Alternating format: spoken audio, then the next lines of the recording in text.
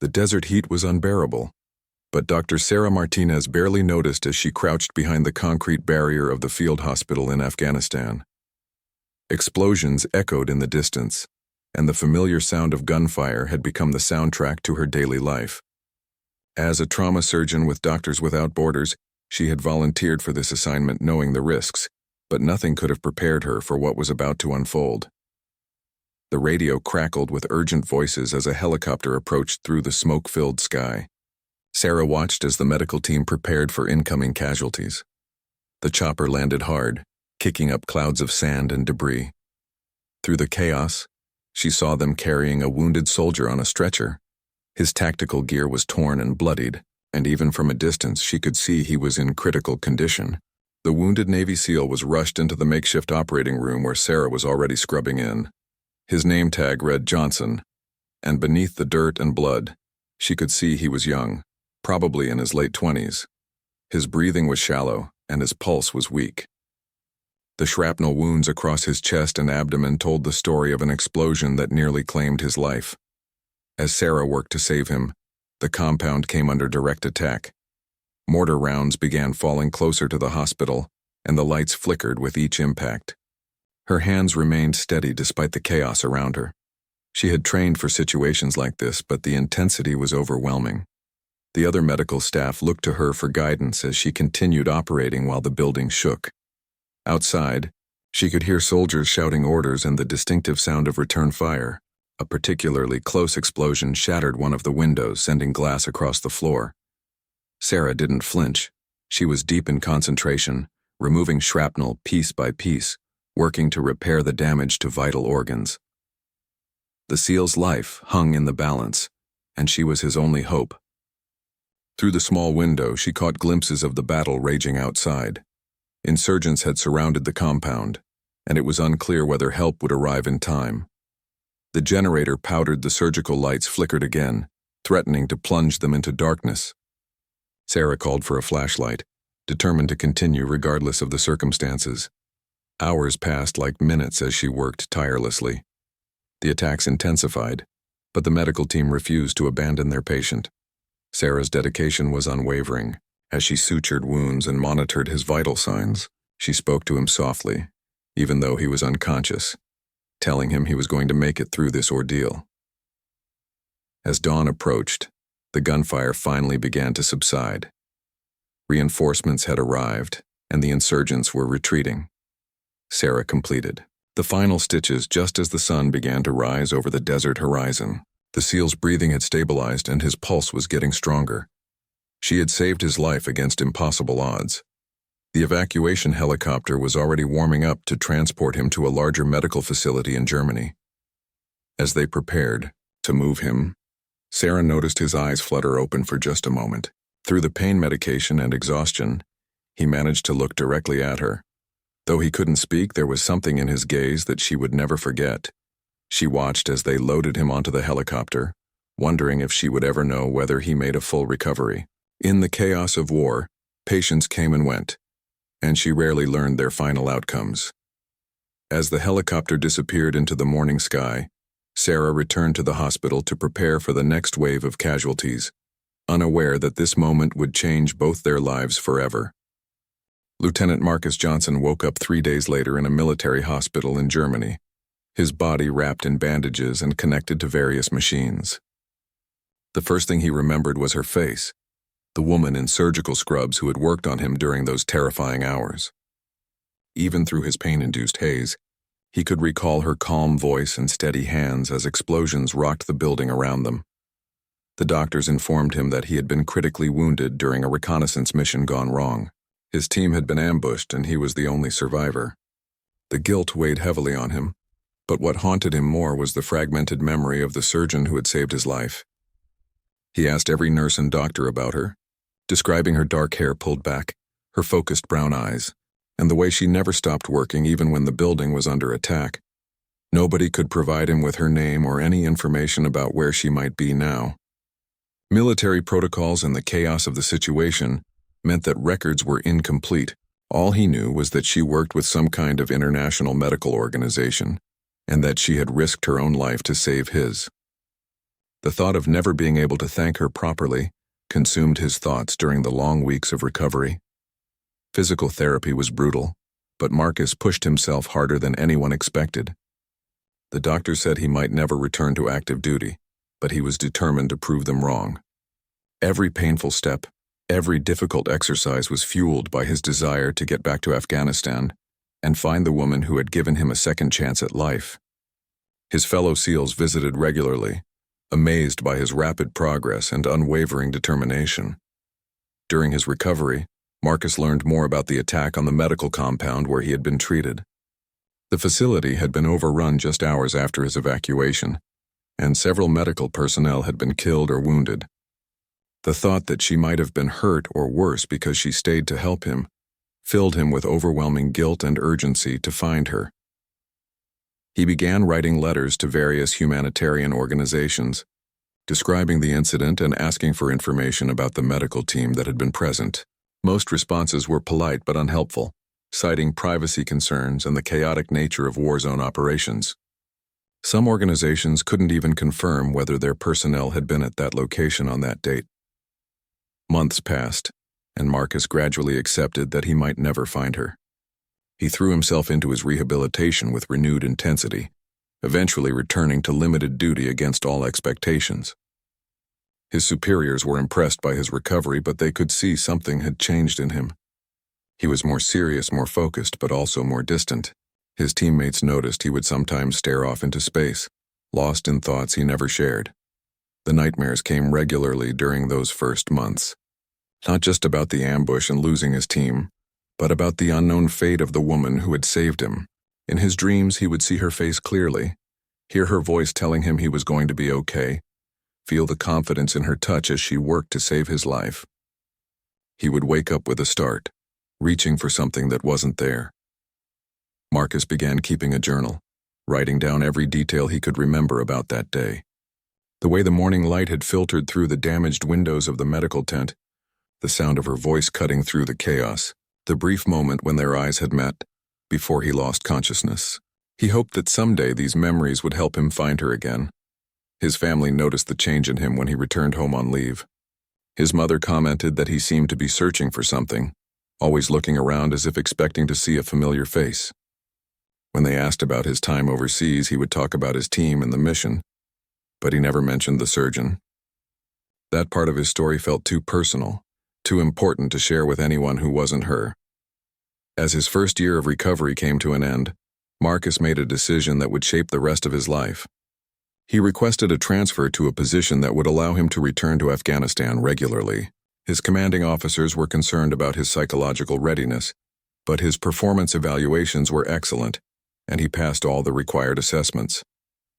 Deep down, they knew he was going back for more than just duty.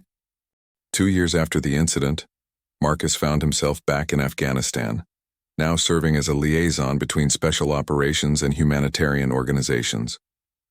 It wasn't the combat role he had trained for, but it gave him the perfect opportunity to search for the woman who had saved his life.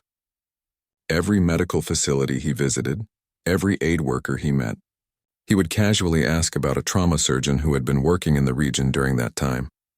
His search led him to remote outposts and bustling aid stations across the country. He learned about the dangerous work these medical professionals did, often working in conditions that would challenge even the most experienced military personnel. His respect for their courage grew with each conversation, making him even more determined to find the woman who had exemplified that bravery when she saved his life. Sarah Martinez had returned to the United States 6 months after the attack on the medical compound. The experience had left her emotionally drained and questioning whether she was cut out for field medicine. She had witnessed too much suffering, lost too many patients, and watched colleagues become casualties themselves. The memory of the wounded SEAL was one of the few bright spots from her time overseas, a reminder that sometimes their work made a real difference. Back home in California, Sarah had taken a position at a trauma center in Los Angeles. The work was challenging but predictable compared to what she had experienced in Afghanistan. She found herself thinking about her time overseas regularly, particularly about the wounded soldier she had operated on during the attack. She wondered if he had made a full recovery, if he had been able to return to his family, if he even remembered those chaotic hours when his life hung in the balance. Her friends and family noticed she seemed different since returning from overseas. She was more serious, less willing to complain about minor inconveniences, and she had a distant look in her eyes sometimes. When they asked about her experiences, she would talk about the medical challenges and the incredible need she had witnessed, but she rarely mentioned specific patients. The memory of the seal felt too personal to share casually. Marcus's breakthrough came during a visit to a medical conference in Kabul, where aid organizations gathered to share best practices and coordinate their efforts. He was there representing the military's medical evacuation procedures when he overheard a conversation between two doctors about a colleague who had returned to the States after a particularly traumatic incident involving an attack on their facility. The description matched what Marcus remembered about the compound where he had been treated. He approached the doctors carefully, explaining that he was trying to find someone who had saved his life during that attack. Initially hesitant to share personal information, they eventually told him about Dr. Sarah Martinez, a trauma surgeon who had been working with Doctors Without Borders at the time. Armed with her name and organization, Marcus began a more focused search. He contacted Doctors Without Borders, explaining his situation and his desire to thank the surgeon who had saved his life. The organization was initially reluctant to provide personal information, but when Marcus shared his story and provided verification of the incident, they agreed to forward a message to Sarah if she was willing to receive it. Sarah was in the middle of a complex surgery when her supervisor handed her a message that had come through the organization's headquarters. It was from a Navy SEAL named Marcus Johnson, who claimed she had saved his life during an attack on a medical facility in Afghanistan. At first, she couldn't place the name or remember the specific incident among the dozens of wounded soldiers she had treated. But as she read his detailed description of that morning, the memories came flooding back. The young SEAL with the serious injuries, the attack on the compound, the way his eyes had opened briefly before they evacuated him. She remembered the fear she had felt not for herself, but for whether he would survive the journey to the next medical facility. She had thought about him many times since returning home, wondering about his fate. The message included Marcus's contact information and a request to meet if she was ever comfortable doing so. He explained that finding her had become important to his own healing process, and that he simply wanted to thank her properly for saving his life. Sarah read the message 3 times before making her decision. That evening, she sent a simple email in response.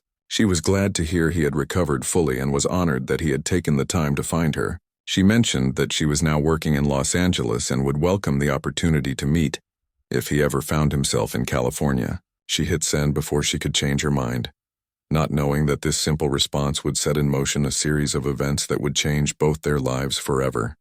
Marcus stared at the email for several minutes before responding. His hands were actually shaking as he typed, something that hadn't happened since his first combat mission years earlier. He explained that he would be returning to the United States in 2 weeks and asked if they could meet for coffee somewhere public and comfortable. He wanted to be respectful of her time and privacy, while finally getting the chance to thank her properly for saving his life.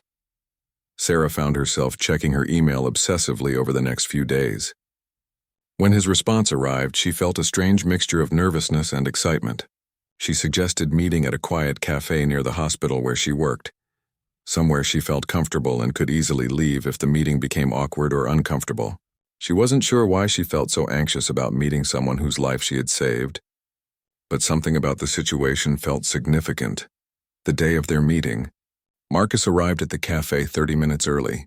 He had changed clothes 3 times that morning, unsure what was appropriate for thanking someone who had saved your life. He settled on simple civilian clothes, wanting to appear as normal and non-threatening as possible. As he waited, he rehearsed what he wanted to say, how he would express gratitude that seemed impossible to put into words. Sarah was running late due to an emergency surgery that had gone longer than expected. She arrived at the cafe 15 minutes after their scheduled meeting time, still wearing her scrubs and looking tired from the long day. She spotted him immediately, recognizing something familiar about his posture and the serious expression he wore even while sitting alone at a corner table. When Marcus saw her enter the cafe, the memories came rushing back with surprising clarity. She looked different out of surgical gear, and without the chaos of war surrounding them. But there was no doubt in his mind that this was the woman who had saved his life. He stood up awkwardly, suddenly unsure how to greet someone in such an unusual situation. Their initial conversation was tentative and formal. Marcus thanked her repeatedly for saving his life, while Sarah deflected the praise, insisting she had simply been doing her job. She asked about his recovery and was pleased to hear that he had returned to active duty, despite the severity of his injuries. He told her about the long months of rehabilitation and how thoughts of thanking her had motivated him through the most difficult parts of his recovery. As they talked, both began to relax and open up about their experiences. Sarah shared some of the challenges she had faced working in Afghanistan, while Marcus described the reality of military life and the brotherhood he shared with his fellow SEALs. They discovered they had both been profoundly affected by their time overseas and were still processing the intensity of what they had experienced. Marcus was surprised by how easy it was to talk to Sarah. He had expected the meeting to be brief and formal, a simple expression of gratitude before they went their separate ways. Instead, he found himself sharing things about his experience that he had never told anyone else. She listened without judgment, understanding the weight of what he had been through in a way that few civilians could.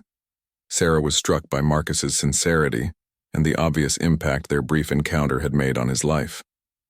She had saved many lives during her career, but she had never met someone who had tracked her down years later simply to say thank you.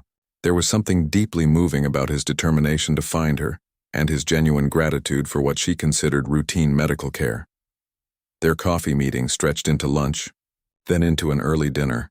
As neither seemed ready for the conversation to end, they discovered shared interests beyond their professional experiences, including a love of hiking, similar tastes in books, and a dry sense of humor that helped them both cope with the serious nature of their work.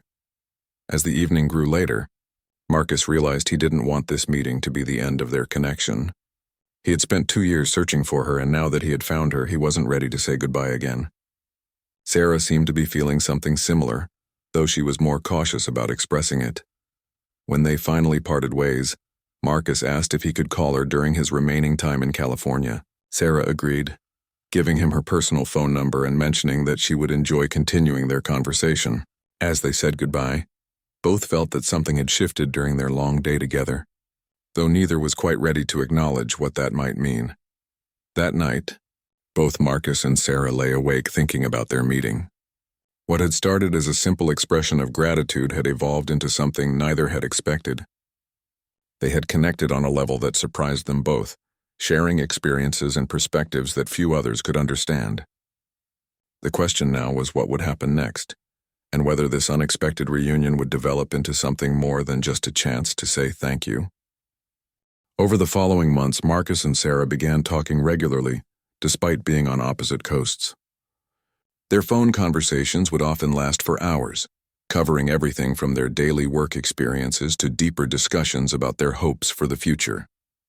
What had started as gratitude was evolving into genuine friendship, and both began to acknowledge that their feelings were growing beyond simple appreciation. Marcus found himself looking forward to their calls more than anything else in his week. Sarah had a way of understanding the challenges he faced in his military career, without needing lengthy explanations. She grasped the weight of responsibility he carried for his team's safety, and the difficulty of readjusting to civilian life during leave periods. Her perspective as someone who had also worked in dangerous conditions gave her insights that his other friends and family couldn't provide. Sarah discovered that talking to Marcus helped her process her own experiences from Afghanistan. She had struggled with some level of trauma from her time overseas, including survivor's guilt from the attack on the medical compound. Marcus understood these feelings in a way that her civilian friends couldn't, and his recovery gave her hope that she could also move forward from the difficult memories that sometimes haunted her sleep. Their conversations revealed surprising compatibility beyond their shared war zone experience.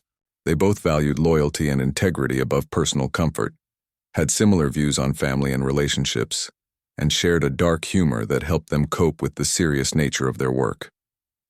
Marcus was impressed by Sarah's dedication to helping others, while Sarah admired his commitment to protecting people and his team's welfare. 6 months after their first meeting, Marcus arranged to spend his leave time in California.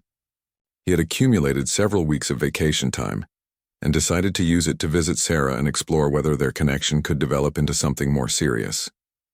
Sarah was nervous about his extended visit, but excited about the possibility of spending more time together in person.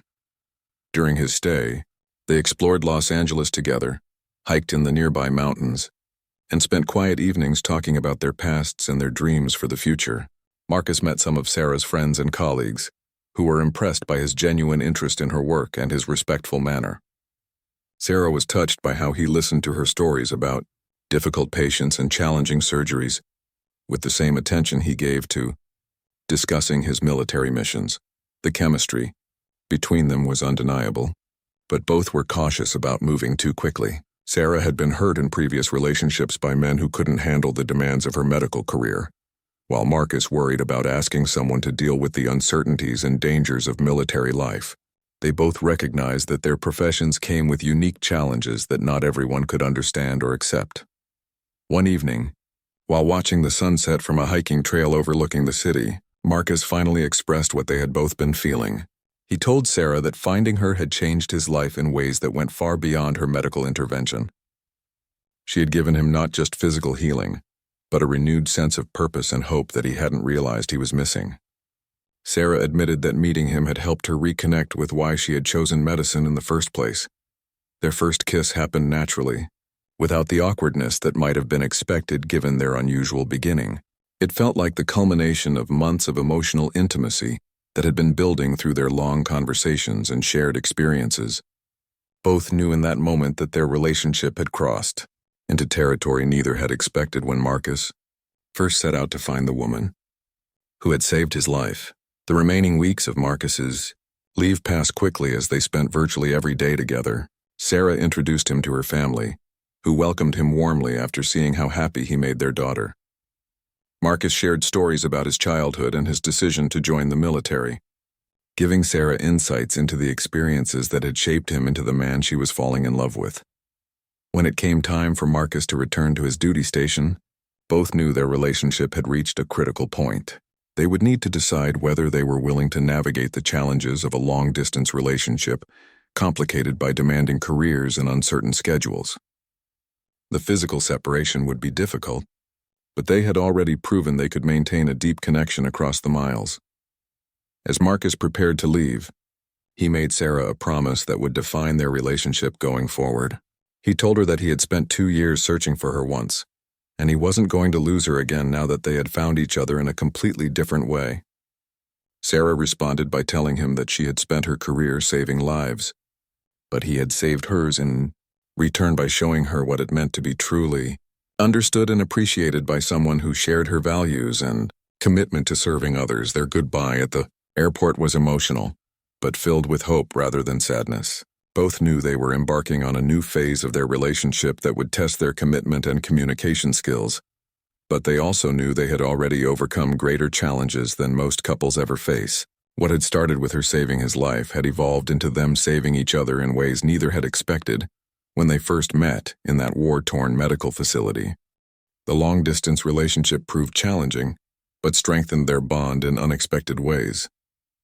Marcus and Sarah scheduled regular video calls that became the highlight of both their days, sharing everything from mundane work frustrations to major life decisions. They learned to support each other through difficult missions and demanding surgeries, becoming each other's primary source of emotional support, despite the physical distance between them. Marcus surprised Sarah by learning about her medical work in detail, researching surgical procedures and medical terminology so he could better understand her daily experiences. Sarah reciprocated by studying military operations and the specific challenges facing Navy SEALs, wanting to comprehend the risks and pressures Marcus faced during deployments. This mutual effort to understand each other's worlds deepened their connection and respect for one another. 8 months into their long-distance relationship, Marcus received news that would change their situation dramatically.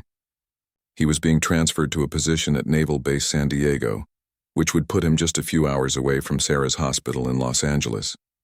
When he called to share the news, Sarah's excitement was obvious even through the phone. They both recognized this as an opportunity to see if their relationship could flourish with regular in-person contact. The transition to being geographically closer was smoother than either had expected. Marcus made the drive to Los Angeles most weekends, and Sarah would visit San Diego when her schedule allowed. They began experiencing normal relationship milestones that had been impossible during their long-distance phase. From casual weeknight dinners to meeting extended family members and longtime friends. Their shared experiences from Afghanistan continued to be a foundation of their relationship, but they discovered they were also compatible partners in everyday life. Marcus appreciated Sarah's intelligence and compassion, while Sarah was drawn to his loyalty and strength of character.